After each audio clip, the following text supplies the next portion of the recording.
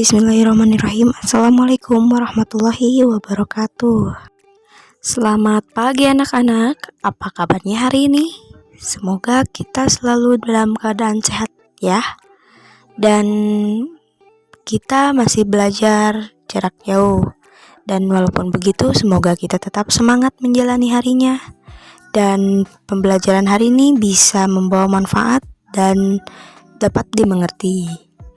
Nah, sebelum kita masuk ke pembelajaran, alangkah lebih baiknya Ibu akan memberitahukan satu hal, bahwasanya ketika nanti sudah selesai menonton, tinggalkan nama dan kelas di kolom komentar. Untuk apa? Untuk melihat siapa saja yang hadir dalam pembelajaran hari ini, ya. Nah, kemudian jangan lupa kita melaksanakan pembiasaan-pembiasaan seperti sholat duha, menghafal Al-Quran, melanjutkan surat Al-Muzammil, menghafal perkalian, dan mengaji ya. Nah, kita langsung masuk saja ya ke pembelajaran yang selanjutnya, yaitu masih di tema 6 menuju masyarakat sehat, subtema 3 masyarakat sejahtera, negara pun kuat. Nah, kita masuk saja ke pembelajaran yang pertama ya, dengan membaca basmalah bersama-sama terlebih dahulu. Bismillahirrahmanirrahim. Nah, sekarang kita masuk ke muatan yang pertama, yaitu muatan PPKN pada halaman 65, yaitu tentang tanggung jawab sebagai warga negara, yang mana setiap orang memiliki tanggung jawab yang berbeda-beda. Tanggung jawab juga dilakukan atau dilaksanakan dengan sepenuh hati. Tanggung jawab juga memiliki kaitan yang sangat erat dengan hak dan kewajiban. Sebagai warga negara Indonesia yang sadar terhadap hak dan kewajiban dengan penuh tanggung jawab, salah satu sikap yang harus kita kembangkan yaitu cinta tanah air dan bangsa. Sikap ini dapat kita tunjukkan dengan menggunakan produk-produk dalam negeri yang merupakan karya hasil anak bangsa, untuk memperkokoh persatuan dan kesatuan dengan cara saling menghargai serta menjaga nama baik bangsa dan negara. Dan seperti kita lihat, berbelanja pakaian buatan dalam negeri ini merupakan salah satu tanggung jawab kita sebagai warga negara. Dan bentuk-bentuk lainnya itu bentuk-bentuk sikap dan perilaku warga negara yang mencerminkan perwujudan tanggung jawab terhadap negara dan bangsa, antara lain dengan belajar dengan baik agar kelak menjadi penerus bangsa, selalu membela nama baik negara sendiri, dan mengabdi kepada negara dengan penuh rasa ikhlas.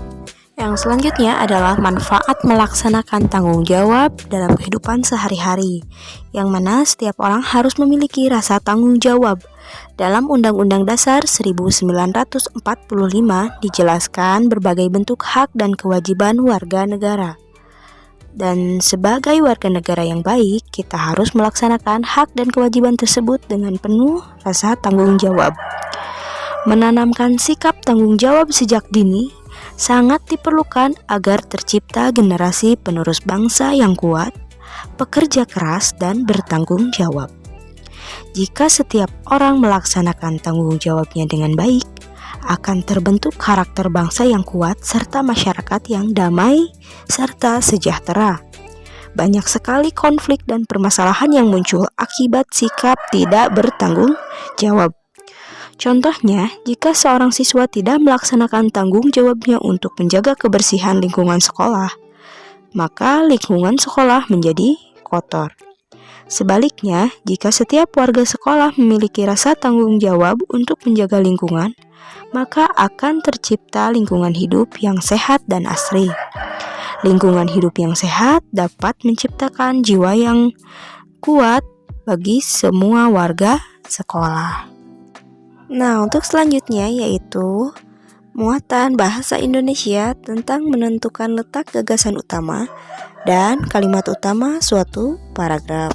Nah, sebelum kita masuk ke cara menentukan letak gagasan utama dan kalimat utama pada suatu paragraf, kita ulas dulu bahwasanya gagasan utama merupakan pokok pikiran dari sebuah teks. Dalam teks terdapat beberapa paragraf. Gagasan utama dapat terletak di awal, di tengah, akhir, atau awal dan akhir sebuah paragraf. Kita juga dapat menemukan gagasan utama dalam kalimat utama. Kalimat utama merupakan kalimat inti dalam sebuah paragraf. Dan kita dapat menemukan gagasan utama dalam sebuah paragraf dengan membaca teks tersebut secara keseluruhan. Dengan membaca teks secara keseluruhan, kita dapat menentukan kata kunci teks tersebut. Setelah menemukan gagasan utama dan kalimat utama dalam sebuah teks, kita dapat menyajikannya dalam berbagai bentuk, salah satunya dalam bentuk tabel gitu. Nah, tadi kan kita bahas tentang cara menemukan gagasan utama dan kalimat utama dalam sebuah paragraf. Dan yang sekarang ini di halaman 72 menentukan gagasan utama dari teks yang kita dengar. Kan tadi gagasan utama itu bisa di awal, di akhir, di tengah, atau di awal dan di akhir paragraf. Dan berikut ini adalah perhatikan langkah-langkahnya untuk menemukan gagasan utama dari teks yang dibacakan berikut ini. Yang pertama, dengarkan teks yang dibaca dengan sungguh-sungguh. Udah didengerin. Yang kedua itu catatlah kalimat utama yang kamu peroleh dalam teks yang dibacakan. Selanjutnya, tentukan gagasan utama dari kalimat tersebut. Nah, selain memiliki gagasan utama dalam setiap paragraf tersebut, jadi dalam setiap paragraf juga memiliki informasi penting, yang mana informasi penting tersebut ditunjukkan oleh kalimat utama dan berisi informasi umum dari sebuah paragraf. Dan berikut ini adalah langkah-langkah menemukan informasi penting dari teks yang didengar, yaitu diantaranya adalah sebagai berikut. Yang pertama, simaklah keseluruhan teks yang akan dibacakan oleh guru dengan sungguh-sungguh. Dan ada contohnya ya yang di bawah, bisa dibaca sendiri pada halaman 75. Yang kedua, catatlah informasi penting dalam bentuk poin-poin 1, 2, 3, 4, 5 ke bawah. Dan tentukan kata kunci dari teks tersebut. Yang ketiga adalah kembangkan poin-poin tersebut menjadi kalimat utuh. Dan yang terakhir, rangkailah kalimat tersebut hingga menjadi paragraf yang baru ya. Nah, selanjutnya kita masuk ke muatan IPS di halaman 69, yang mana makna proklamasi kemerdekaan Indonesia merupakan bukti bahwa Indonesia telah menjadi negara yang merdeka dan berdaulat serta memiliki kedudukan yang sama dengan negara lain. Jadi pahlawan dan rakyat Indonesia berjuang untuk meraih kemerdekaan, dan oleh sebab itu kita semestinya memaknai proklamasi kemerdekaan dengan sebaik-baiknya. Dan memaknai proklamasi kemerdekaan Indonesia dapat dilakukan dengan berbagai cara.